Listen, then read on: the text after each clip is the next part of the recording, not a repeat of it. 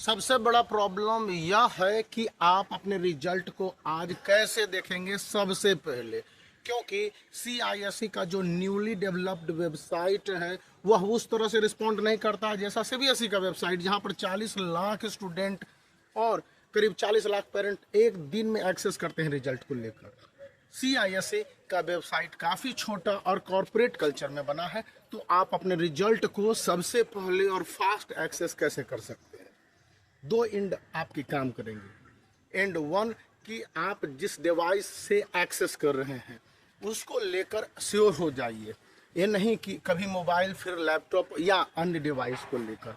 Second point ये आता है कि जिस डिवाइस को लेकर आप एक्सेस करना चाहते हैं क्या वह डिवाइस कैचे फ्री है, कैसे मेमोरी फ्री होना चाहिए। मतलब यह कि उसमें किसी तरह के कचड़े होंगे तो वह एक्सेस करने से मना कर देगा। दूसरी बात है कि यूनिक आईडी और इंडेक्स नंबर। CISE का वेबसाइट इस तरह से वर्क करता है कि यदि यूनिक आईडी और इंडेक्स नंबर भरे रहेंगे और कैप्चा को पहले से फिल कर देंगे तो यह वेबसाइट यह कंसीडर करेगा कि बहुत पहले से ही एक्सेस है। तो उस कंडीशन में आपके रिजल्ट देखने की संभावना ठीक IRCTC के वेबसाइट की तरह नेग्लिजिबल हो जाएगी जब आप ट्रेन के टिकट को बुक करते हैं। तो वहाँ पर ध्यान देने की ज़रूरत है कि आप अपने मेमोरी जो भी लैपटॉप से कर रहे हो, डेस्कटॉप से कर रहे हो, तो उसमें अच्छी तरह से जो कचरा होता है, साइबर कचरा होता है ना, या आपके एक्सेस कचरा होता है जिसमें कि बैकअप ले लिया जाता है, इनको क्लीन कर लेंगे तो इससे पॉइंट नंबर 1 कि आपके रिजल्ट देखने की संभावना बढ़ जाएगी। दूसरी बात है कि यह इस पर डिपेंड नहीं करता है कि आप 300 Mbps के स्पीड से CISE के वेबसाइट को एक्सेस करते हैं या फिर सिर्फ सिंपल 5G जो कि अब 4G या 3G के स्पीड पर चलता है उससे आप एक्सेस कर रहे हो।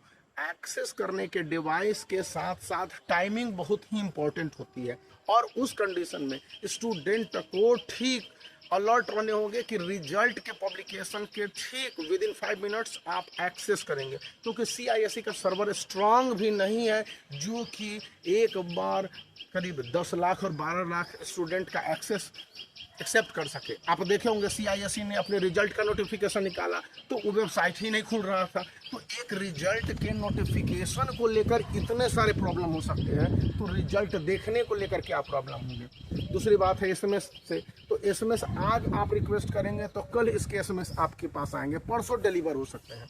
पॉइंट आप इसको ध्यान रखिए। थर्ड पॉइंट है कि डिजी लॉकर आपके खुले नहीं होंगे। 90% स्टूडेंट का कंप्लेन है कि उसके स्कूल ने डिजी लॉकर को लेकर बताया ही नहीं है। अन्य सारे ऐप्स है, CISE का भी ऐप है, स्कूल का भी ऐप है। स्कूलों को यह रिजल्ट बहुत पहले बता दिए जाते हैं, लेकिन स्कूल आपको इस बात की जानकारी नहीं देते। यदि स्कूल तक एक्सेस है तो बताया जाता है कि 11 बजे सुबह में, आप दोपहर कह लीजिए, उस समय तक स्कूलों को उसके स्टूडेंट के रिजल्ट बता दिए जाएंगे, लेकिन स्कूल को वह रिव्यू करने के लिए दिया जाता है रिजल्ट। आज सुबह में है तो टीचर सब डेपुटेड होंगे, पर्टिकुलर टीचर या कह लीजिए कि मैनेजमेंट के हेड और जो हाईली मतलब कि रिगार्डेड टीचर्स होते हैं वो स्कूलों में डेपुटेड होते हैं। तो उस कंडीशन में उन टीचरों के ध्यान रखने के कारण आपके रिजल्ट फिर 1 से 1:30-2 बजे तक मिलेंगे। तो एक पॉइंट ये हो गए। एक है व्हाट्सएप पर रिजल्ट पाने के तरीके। तो व्हाट्सएप पर जो रिजल्ट पाने के तरीके हैं वह लॉजिकल और इथिकल है, लेकिन क्या CISE या फिर आपका स्कूल इस रिजल्ट को उस तरह से भेज देगा? नहीं भेजेगा। इसलिए आप अपने मेमोरी को एक बार फिर से रिफ्रेश करेंगे जिस वेबसाइट से देखना चाहते हैं, और देन एंड देयर उसकी एक सॉफ्ट कॉपी और एक हार्ड कॉपी ले लेंगे। मैं क्या बता रहा हूँ ये अलर्ट होने के स्टूडेंट के लिए ज़रूरी है, क्योंकि कई बार होते हैं कि रिजल्ट निकलते हैं और उसके बाद मार्क्स चेंज हो जाते हैं। तो अगर इस तरह के कोई प्रॉब्लम हुए तो आपके पास एक हार्ड कॉपी और एक सॉफ्ट कॉपी होगा। तो CISE इस बात का बहाना नहीं बना सकता है कि हाँ गलती से हो गया था या ये वही सही था, क्योंकि वेबसाइट के लेवल पर मार्क्स के अपग्रेडेशन या अपडेट हो सकते हैं और उसमें चेंजेज भी संभव है। CISE के एंड से या उसके सर्वर के एंड से कुछ भी हो सकता है। इसलिए स्टूडेंट को एक हार्ड कॉपी और एक सॉफ्ट कॉपी रख लेने होंगे ताकि आगे चल के उनके काम दे सकें रिजल्ट।